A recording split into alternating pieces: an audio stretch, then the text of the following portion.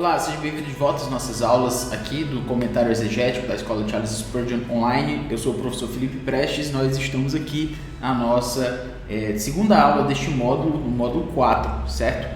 E na última aula a gente traduziu a segunda parte do versículo 18 e agora a gente vai comentar esse versículo 18 aqui de 1 João capítulo 2. Estou bem feliz porque a gente está seguindo aí palavra por palavra, versículo por versículo, comentando, explicando, traduzindo. Eu acho que isso é aprender o texto, certo? É você, enfim, né? Mais texto do que isso eu acho até difícil, né? Porque a gente está direto com o texto, mas claro, nunca quero deixar você aqui vendo o texto de forma atomizada demais. Eu acho que isso não ajuda muito. Importante mesmo é a gente poder manter o texto próximo da gente, mas de forma mais ampla. Por isso mesmo, a gente tem que lembrar, certo? Quando ele diz aqui, filhinhos, já é a última hora, e como ouvistes que vem o anticristo, também agora muitos anticristos têm surgido, pelo que conhecemos que é a última hora. Eles saíram do nosso meio, entretanto não eram dos nossos. Então, agora, João lembra que antes ele falou sobre, para aqueles irmãos, que eles precisavam ter cuidado, certo? Também foi dado encorajamento para eles, tinham seus pecados perdoados e toda essa questão importante de ser lembrada, certo? Ele faz aquela advertência para os irmãos não amarem o mundo, nem as coisas que há no mundo. Se alguém ama o mundo, o amor do Pai não está nele. Então, eu entendo que depois do encorajamento, é como se João agora ele está de uma certa forma chamando a atenção daqueles irmãos, dizendo, seus pecados foram perdoados, vocês venceram o maligno e tudo isso.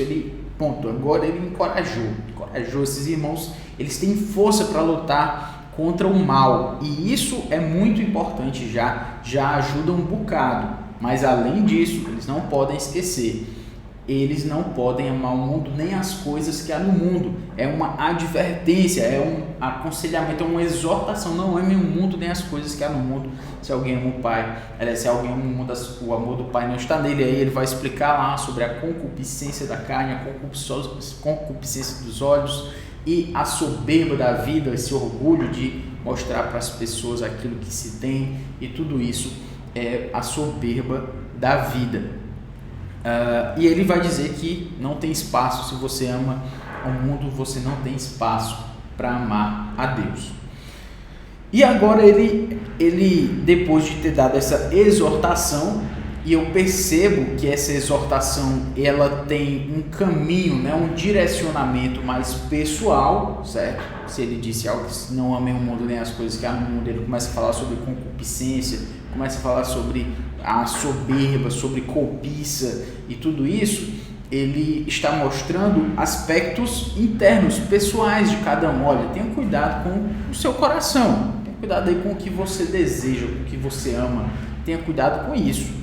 Agora ele abre para uma atitude com relação ao que é externo. Você tem que ter cuidado com o seu próprio coração, é óbvio, certo? Para não amar o mundo, mas você também precisa ter cuidado com aquilo que vem do lado de fora, que são os anticristos.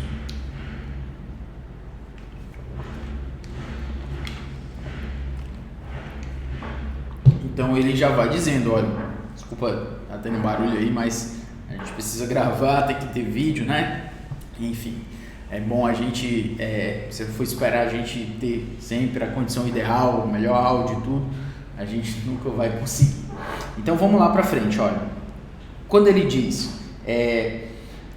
tem muitos anticristos por aí, ele está chamando a atenção, como eu falei, para aquilo que é externo, certo? Não só para aquilo que é interno. Agora ele está chamando a atenção para que você preste atenção para esse tempo. Que tempo é esse? Que tempo é esse, João? Esse tempo é a última hora, certo? Então, preste atenção no tempo. Não fique perdido aí naquilo que está acontecendo. Preste atenção no tempo. Que tempo é esse? É a última hora. Então, você precisa saber em que momento do mundo, da vida, da existência você está. Que tempo é esse? É a última hora. É o último momento, certo? E sendo assim, sendo o último tempo, ele diz, vem o anticristo e tal. Agora, com isso, a gente já conseguiu sentir daquilo aquilo que João quer dizer. E tendo explicado isso, então a gente chega aqui no versículo 18, certo? O versículo 18. E aqui no versículo 18, João coloca para a gente, né? Filhinhos, né? Esta é a última hora, certo? E como ouvistes que tem vindo muitos anticristos, né? Tem surgido muitos anticristos. Aliás, que veio o anticristo, certo? Vem o anticristo, que é no singular, tá? Vamos parar aqui primeiro nessa primeira parte aqui. Pairia eshatei hora estin. Filhinhos, esta é a última hora. Já é a última hora, certo? Já é a última hora. É a última hora, enfim. Esta é a última hora. A gente poderia traduzir de várias formas. Mas o ponto é paidia. Começa aqui com paidia. Lembra que paidia é do substantivo paidion, que significa criança, e também é traduzido aí como filhinhos, certo? Uma boa tradução. É sempre bom lembrar, a partir desse nosso vocativo aqui, vocativo é aquela palavra, né, que você chama, né, de vocare, do latim chamamento e tal, chamado. Então, é um chamamento. Filhinhos, ele chama esses irmãos. E o fato de ser um vocativo, pessoal, é interessante porque é como se João, ele estivesse falando de um jeito, chamando mesmo aqueles irmãos. Eu fico imaginando, eu acho que às vezes a gente fica escrevendo, né, pensando, lendo, melhor dizendo, de uma forma assim muito distante. Mas eu fico imaginando aquele senhor, aquele presbítero, né, aquele ancião, ele está escrevendo para aqueles irmãos a quem ele tanto ama, certo? E ele é um senhor que já viveu muito, que já teve ele teve o seu relacionamento com o Senhor Jesus Cristo de proximidade, tão proximidade a ponto, né, os nossos olhos viram, contemplaram, nossas mãos apalparam, como ele mesmo coloca lá no versículo 1, os primeiros versículos, na verdade, da sua epístola. E aí ele chega para aqueles irmãos e diz: olha, filhinhos, imagina esse senhor, esse presbítero, esse ancião de dias, né, escrevendo para aqueles irmãos, com todo amor, com todo cuidado, com toda afeição por eles. Então ele não está escrevendo como um burocrata, sabe, como um aristocrata que escreve para pessoas que nem conhece. Ele viveu com aquelas pessoas, certo? Eu acho, estou lendo um livro agora que fala Arriscando a Própria Pele, né? O título dele, Nassim Nicholas Taleb. É um livro que não é cristão, mas o autor fala sobre arriscar a própria pele. Você não pode confiar em alguém que não arrisca a própria pele, alguém que fala de algo que não vive, que não coloca a sua vida naquilo que ensina, certo? Enfim, fala dos governantes e tal, que eles, muitos governantes fazem besteira, né, com o dinheiro público, porque é o dinheiro público, não é o dinheiro privado deles, então não vai envolver risco para eles, certo? Enfim, então por isso não se pode confiar em pessoas que não arriscam a sua própria pele. Aplicando isso aqui para João, ele está chamando os irmãos de filhinhos porque ele viveu no meio deles, sabe? A pele dele está em risco, né? Esteve em risco, ele esteve ali. Ele não está falando de algo assim fora daquilo que as pessoas viveram. Ele viveu aquilo também junto com elas. Então é esse Senhor que esteve no meio dessas pessoas e que disse: filhinhos, filhinhos. Então eu quero chamar a sua atenção para esse vocativo, porque ele tem um tom muito mais pessoal, muito mais afetivo do que a gente imagina. É filhinhos, meus filhos, me ouçam, certo? Me ouçam, tenham cuidado com esse mundo aí, tenham cuidado que é a última hora, tenham cuidado porque vem muitos anticristos. Então o nosso amigo aqui, João, ele está sendo amoroso e cuidadoso com aqueles a quem ele tanto ama, e ele chama eles de filhinhos, paidion, né? No caso do plural, paidia, meus filhinhos, ou tecnia, também filhinhos, crianças. Ele é o Senhor, um ancião de dias, enfim. Então, é um relacionamento, como eu coloquei aqui, afetuoso, uma posição, né, de alguém que está mais avançado na fé do que aqueles irmãos. Não está mais avançado na fé. Ele tem um caminho que ele está seguindo, certo? De mais tempo de vida, de mais maturidade espiritual, obviamente também, mas ele tem tudo isso. Então por isso ele chama aqueles irmãos de filhinhos. E aí a gente tem eshatei hora estin, né? Que é a última hora, certo? A lembrança é sobre o tempo em que aqueles irmãos estão vivendo, como eu falei, né? Prestem atenção no tempo, esse Senhor está dizendo para aqueles irmãos. Prestem atenção, o tempo em que vocês estão vivendo. Que tempo é esse? Né? Eu acho interessante, talvez a gente poderia, inclusive, contextualizar isso para a nossa vida, né? Para os nossos dias.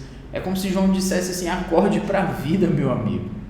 Acorde para a vida. Que tempo é esse? É o tempo da última hora. Preste atenção no tempo. É a última hora. A lembrança, então, diz respeito a essa última hora, certo? E ela é encontrada no Novo, aqui, somente é encontrada dessa forma aqui, no Novo Testamento, somente aqui, certo?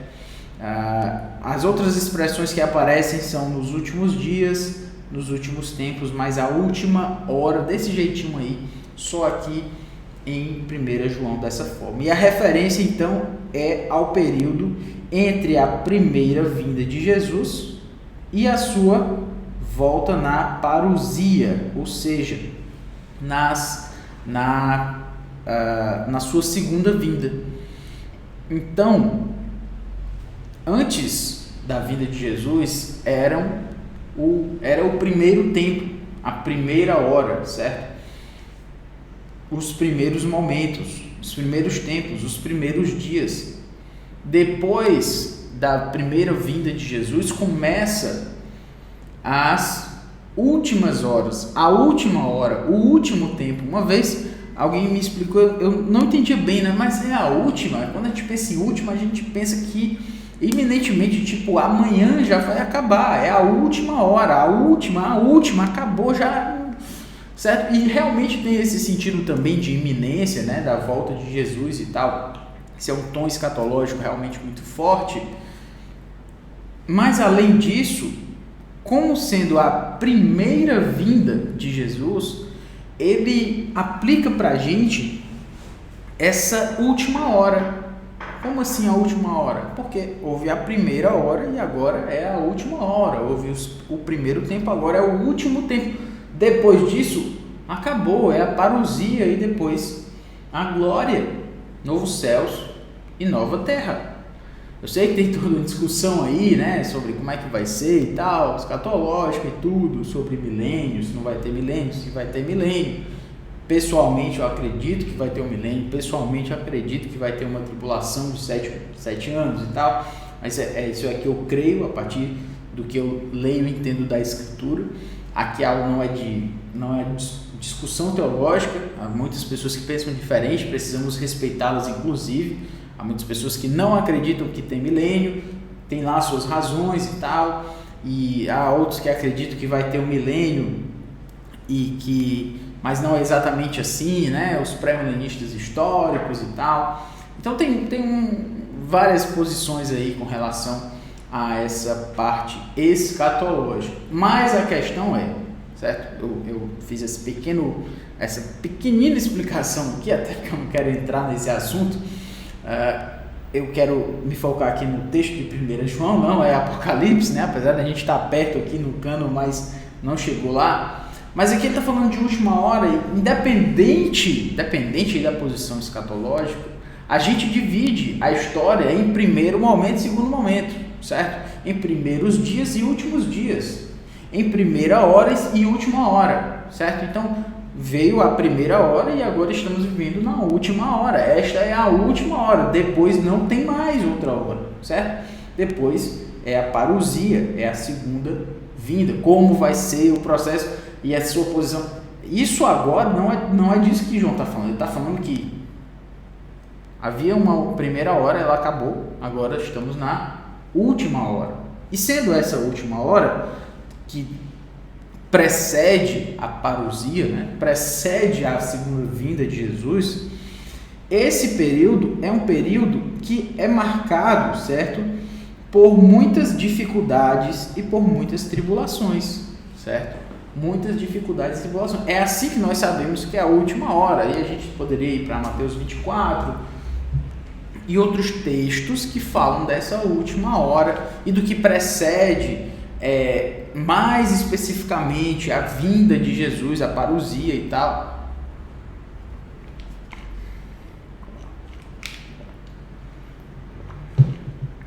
Mas o ponto é que João nos chama a atenção para essa última hora. Filhinhos, é a última hora. Pronto. É isso que vocês precisam saber. Ok? Só que aí ele continua, certo? Ele não para aí. Ele diz: e como, certo? Kai kathos, né? Deixa eu ir logo para o português aqui para não lhe confundir, já que é um texto mais longo, né? E como ouvistes que vem o anticristo, também agora muitos anticristos têm surgido, pelo que conhecemos que é a última hora. Então vamos lá, pelo que conhecemos, né? Kathos e kus, pelo que temos ouvido, lembra que o kathos, e como ouvistes que o anticristo, certo? Como ouvistes que vem o anticristo. Certo? Kathos e kusate, tendes, como ouvistes que vem o anticristo.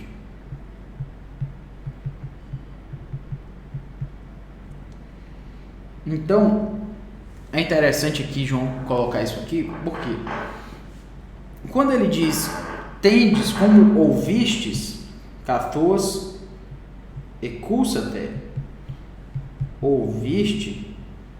ouvistes, né, segunda pessoa do plural, como ouvistes. Olha aí, se ele está dizendo como ouvistes, o que isso significa? Isso significa que o ensino acerca do anticristo já tinha sido feito, já tinha sido transmitido. Eles já tinham sido ensinados acerca do anticristo. Isso era algo que eles já sabiam. Vocês ouviram. Vocês ouviram o quê? Vocês ouviram que, né, Hoti, o anticristo é retai. O anticristo vem, certo? Então, sabemos que esse ensino era algo, inclusive, bem conhecido, certo? A vinda do anticristo ou dos anticristos, melhor colocando agora do anticristo, porque ele vai já falar dos anticristos, né? Mas a vinda do anticristo era algo conhecido, isso era algo ensinado para eles, certo? Era algo que eles já sabiam, certo? Então, o anticristo, tá? É algo, como é que se diz? É algo que já se espera. Olha, o anticristo vem. Isso vocês já sabem, certo? Isso vocês já sabem. O anticristo vem. Era um ensino esperado, era algo que eles já sabiam, e não só sabiam, como bem conheciam. Vocês ouviram, vem o anticristo. Só que aí quando a gente pensa em vem o anticristo, a gente pensa em uma pessoa específica, né, que vem contra o Senhor Jesus especificamente. E de fato esse ensino já existia. De fato essas pessoas já sabiam sobre essa pessoa, o anticristo, que viria. Eles ouviram disso. Por que eu estou chamando a atenção para isso? Porque João vai partir do conhecido para o desconhecido, certo? Eles já sabem, já está confirmado para eles, já estão cientes dessa importância de entender o quê? Vem o anticristo. Vem uma pessoa contra Jesus que vai ser contra os ensinamentos de Jesus, que vai ser contra a pessoa de Jesus, contra aquilo, o ensino de Jesus, vem essa pessoa. Só que a nossa tendência é, se a gente sabe que é uma pessoa, a gente se prepara para uma, a gente sabe que é terrível, que vai ser uma pessoa muito difícil, muito ruim, muito contrária a Deus. A gente sabe de tudo isso, só que isso é um ponto, certo? Isso é uma pessoa. João chama a atenção agora quando ele diz, certo? Eu venho já para cá, mas ele diz assim: também agora Kainon antichristoi, ou seja, anticristos e muitos. Eu estou falando assim porque eu fico pensando naqueles que estão ouvindo João, certo? Aqueles que estão lendo o João pela primeira vez. Inclusive esse é um exercício exegético, né? Se colocar no lugar daqueles que estão ouvindo pela primeira vez. Eles estão esperando um e João diz: olha, vem poloi, muitos anticristos vêm, né? Tem surgido, gegonasin, tem surgido. Essa cadeira aqui está fazendo um barulhinho. Próxima aula eu mudo para uma nova, tá? Muitos anticristos têm surgido. Não é só um, meu amigo. São vários que estão vindo aí. Não é que João está dizendo que não vem um, mas ele está dizendo que também vem muitos, certo? A gente vai ter uma aula só para falar sobre essa palavra anticristo e a pessoa e tal. Mas o ponto é, são muitos que estão vindo, tá? Então, é interessante que quando essa palavra anticristos, lembrando que aqui ela está no plural, né? Que é poloi, muitos, e aqui antichristoi, anticristos, plural, certo, pessoal? Plural, oi, plural, segunda declinação. Então, e muito, agora também o Kai está aqui presente, então também muitos anticristos. Lembrando que essa palavra, como eu falei, né, anticristos, no plural, ela só é achada no Novo Testamento nas cartas joaninas.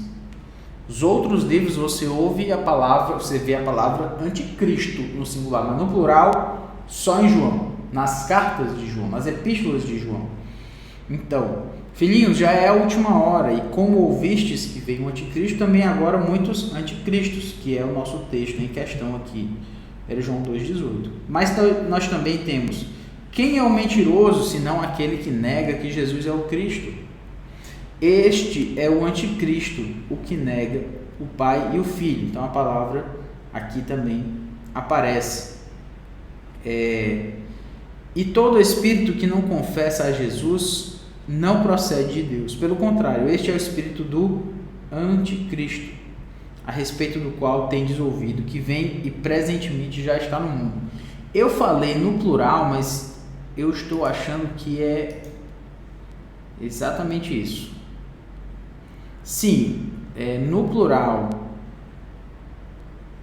ela aparece só em 1 João, e não só no plural, é só a palavra anticristo. A palavra anticristo, ela só aparece em João, nas epístolas de João.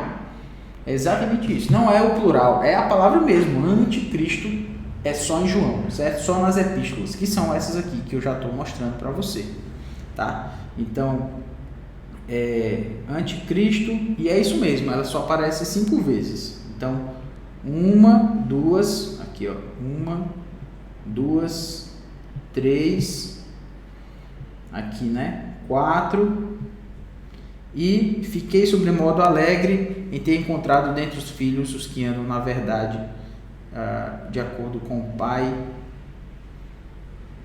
Acho que esse texto aqui não é o texto certo, é 2 João 2,17. Esse último aqui está errado, é 2 João 2,17, que diz o seguinte, ó, diz: porque muitos enganadores têm saído pelo mundo afora, os quais não confessam Jesus Cristo vindo em carne. Assim é o enganador e o anticristo. 1 João, aliás, é 2 João, certo? Então, esquece esse aqui, é 2 João 1,7. Botei 1,4 aí, me confundi, é 1,7. Certo? É onde vai ter a palavra anticristo de novo. Então são só nessas 5 vezes em que a palavra anticristo aparece, tá? Então na próxima aula a gente vai continuar falando sobre esse versículo e também vamos ter adiante uma explanação específica sobre essa palavra em outros contextos da escritura, para a gente poder entender, já que tem toda a discussão sobre isso, ok? Até a próxima aula, um grande abraço, valeu!